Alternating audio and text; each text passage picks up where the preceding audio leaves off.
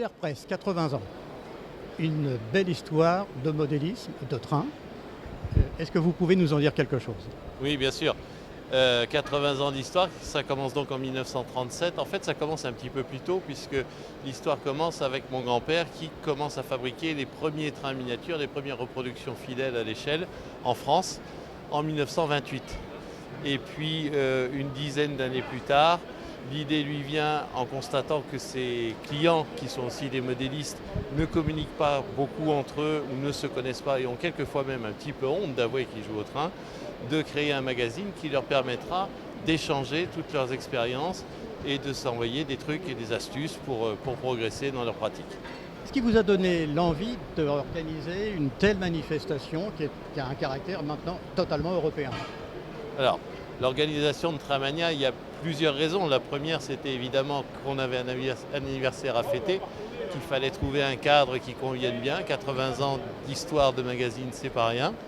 Et puis la deuxième, c'était que ça faisait longtemps que j'avais envie d'organiser une exposition qui soit vraiment orientée grand public. Une grande fête du train miniature, mais une fête du train miniature où le grand public se sent accueilli, où on donne au grand public les clés pour comprendre ce qu'il va voir et pour avoir envie de participer, pour que l'étincelle se fasse et lui donne envie de mettre à son tour la main à la pâte et de commencer dans le modélisme ferroviaire. Il y a beaucoup d'expositions en France, beaucoup d'expositions en fin d'année, de belles expositions, que ce soit à Sedan, à Meursault, à Orléans, à Chartres. Ce que je voulais, c'était d'une part remettre un grand rendez-vous en début d'année, au printemps, et ensuite je voulais trouver un endroit qui soit central d'un point de vue modéliste. Et Lille, c'est un petit peu le centre de gravité de l'Europe modéliste. On a beaucoup d'amateurs en France, mais on a énormément d'amateurs aussi en Angleterre, on a beaucoup d'amateurs en Belgique, aux Pays-Bas, en Allemagne. La Suisse est un petit peu plus loin, mais reste encore atteignable. Donc l'idée, c'était d'avoir ce point central et qui va permettre à chacun de venir de tous les pays. Ce salon est sans nul doute une réussite. Quand on voit au bout de 2 jours le nombre de personnes qui sont justement dans les travées et qui visitent ce salon, c'est formidable. Est-ce que vous pensez en faire une suite? Oui, une question bien naturelle. Quand on fait une première, on se demande toujours s'il y aura une deuxième. C'était une première dans tous les sens du terme, puisque c'était la première fois que nous, Airpress, organisions un événement, quel qu'il soit. Et de cette taille, c'était aussi un événement pour une exposition ferroviaire sur 9 mm², deuxième première. Est-ce qu'il y aura une deuxième? Aujourd'hui, je ne peux pas le dire. On en a très envie. Je crois que c'est une réussite, en tout cas, pour ce qui est de la fréquentation, pour ce qui est de la qualité, pour ce qui est de la satisfaction des exposants. Tous les exposants avec lesquels j'ai pu discuter étaient contents. Donc, tout est réuni pour continuer l'aventure. Maintenant, il faut aussi que cette aventure soit viable financièrement parlant. Et pour l'instant, j'en sais rien. Dernière question. Est-ce qu'on peut un jour caresser l'espoir d'avoir de nouvelles locomotives Fournereau en modélisme? Ça, c'est une grande question à laquelle je n'étais pas préparé. J'ai envie de dire non aujourd'hui, en tout cas. On y a réfléchi, pour être tout à fait honnête, on y a déjà réfléchi. La question n'était pas si bête. Non, aucune question n'est bête, il n'y a que les réponses qui le sont. Non, on y a déjà pensé. On s'est dit, est-ce que ça ne serait pas une bonne idée, par exemple, pour les 80 ans de Loco-Revue, de sortir un modèle vintage, c'est-à-dire une reproduction à l'identique ou quasi à l'identique d'un modèle ayant existé dans la gamme Fournereau. On ne l'a pas fait, il faut beaucoup de temps, il faut beaucoup d'énergie. On avait énormément de projets, on a mis beaucoup de choses en route ces derniers temps, que ce soit la clé pour le train miniature il y a 5 ans, que ce soit ensuite la collection des BABA pour le modélisme ferroviaire, que ce soit dernièrement la training box, tout ça pour donner envie aux gens de faire. Ce n'était pas la priorité le modèle vintage, même si beaucoup de vieux lecteurs notamment et de connaisseurs nous l'ont déjà demandé. Merci beaucoup. Je vous en prie.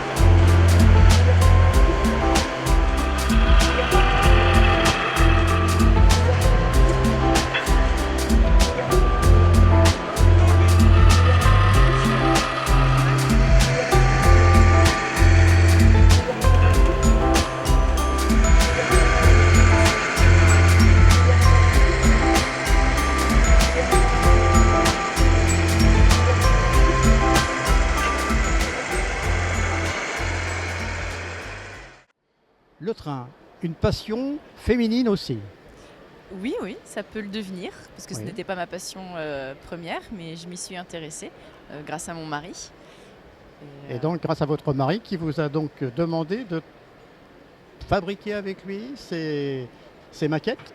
Ça a commencé par mon œil critique. Je m'intéressais à ce qu'il faisait. Ah. Et donc je le conseillais ou je le critiquais. Et quand je le critiquais un peu trop, bah, il m'a tendu le pinceau ou un bout de plastique pour me dire bah, vas-y, essaye quoi. Ah Et oui, puis donc, je me suis pris au jeu. donc il voulait absolument bénéficier de vos conseils. Voilà. Enfin, pensez-vous vraiment qu'une femme voit les choses différemment que les hommes? J'ai pas cette notion-là que les femmes et les hommes sont différents, donc je ne pense pas. Beaucoup me disent si, on voit la touche féminine, donc peut-être que oui, mais moi je ne le pense pas. Mais j'apporte, oui, peut-être, comment dire, une touche peut-être plus poétique. Il y en a plein qui me disent oui, il y a le côté poétique, voilà. Oui, oui. Non, mais je vois dans vos maquettes, il y a quand même le souci du détail. Il y a Ça, Olivier a toujours eu a le toujours souci le du souci détail. du Ouais, détail. ça, et il y a peut-être cette touche un peu féminine, justement, quand on voit les fonds de décor. ouais. Moi, j'essaye toujours de voir si ça peut ressembler à la réalité, quoi. Oui. C'est de toujours coller un peu plus à la réalité en ajoutant le petit détail qui fera la différence ou éviter les couleurs flashy, voir toutes les différentes teintes. Et c'est vrai que Olivier ne les voit pas, les différentes teintes. Lui, il va mettre du vert, ça sera du vert. Alors que moi, je vais plutôt chercher 14 teintes de vert différentes, quoi, pour pas qu'il y ait toujours le même vert dans les arbres ou dans les sols. Ça, c'est vrai. Vos maquettes sont inspirées de trains réels, des situations réelles, ou est-ce que c'est la pure imagination? C'est inspiré de trains réels, de situations réelles, mais on se laisse la liberté de pouvoir imaginer une histoire. Voilà. Ouais. Donc on prend des éléments qui existent et on les mélange et on se réinvente une histoire autour. C'est très bien. Merci beaucoup.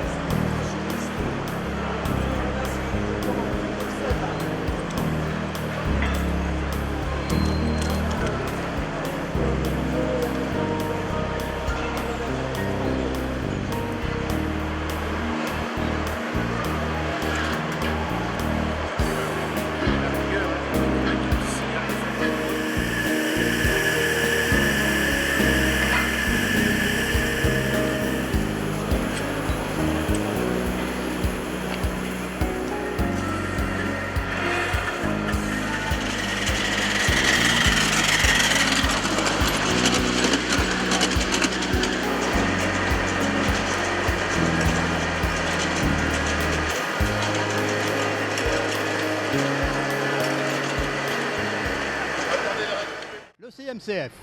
Alors le centre d'amis du chemin de fer de Wany, c'est un club d'amateurs de chemin de fer, toutes catégories. Alors parmi nos catégories, nous avons les petites échelles. Nous avons 15 réseaux à tout écartement. Le plus petit de nos écartements, c'est la moitié de l'épaisseur de mon petit doigt, 3 mm. Nous avons également un atelier où l'on fabrique des locomotives à vapeur, comme celle qui circule ici, sur un réseau ici en 5 pouces. Mais nous sommes également équipés de 700 mètres de voies dans le parc, où là nous faisons circuler des locomotives en 7 pouces 1 quart, qui sont fabriquées au club. La plus lourde de nos locomotives fait 700 kg. Ce n'est pas tout, nous avons également des membres qui procèdent à la restauration de matériel réel.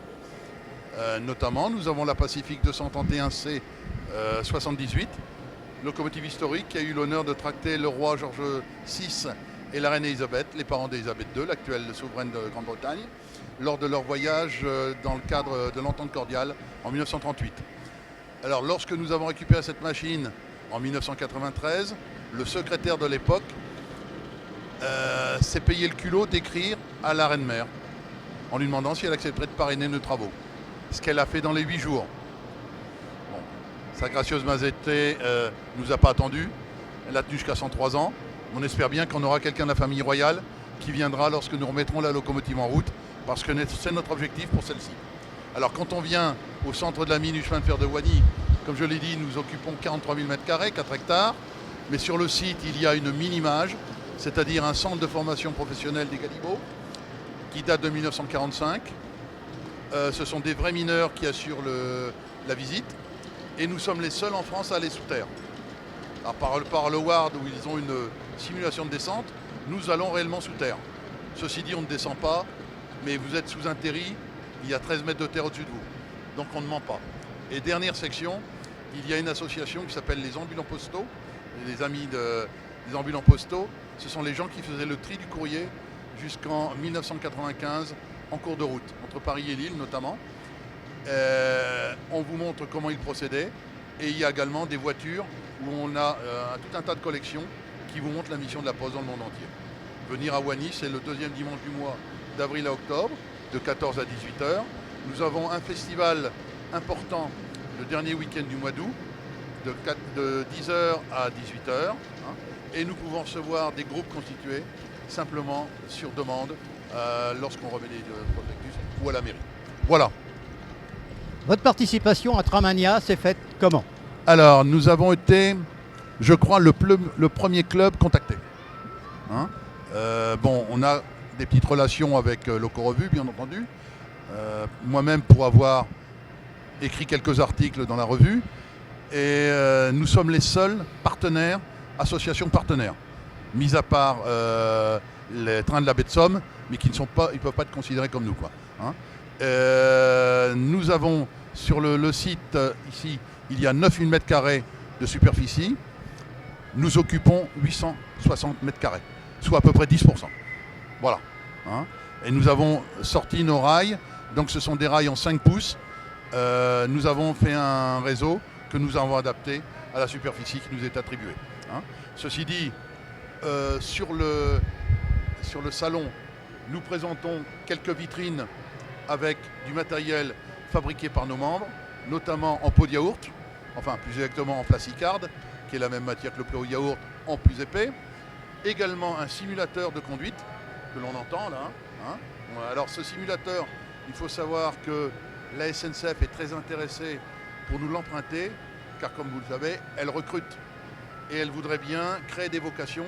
Donc il devrait aller dans les écoles avec ce matériel, justement pour inciter les jeunes à entrer dans les chemins de fer. Et dernière chose, sur le stand, nous avons l'atelier de restauration de la voie normale qui est représenté et qui présente un film et également les bouquins avec les activités. Voilà ce que nous faisons ici.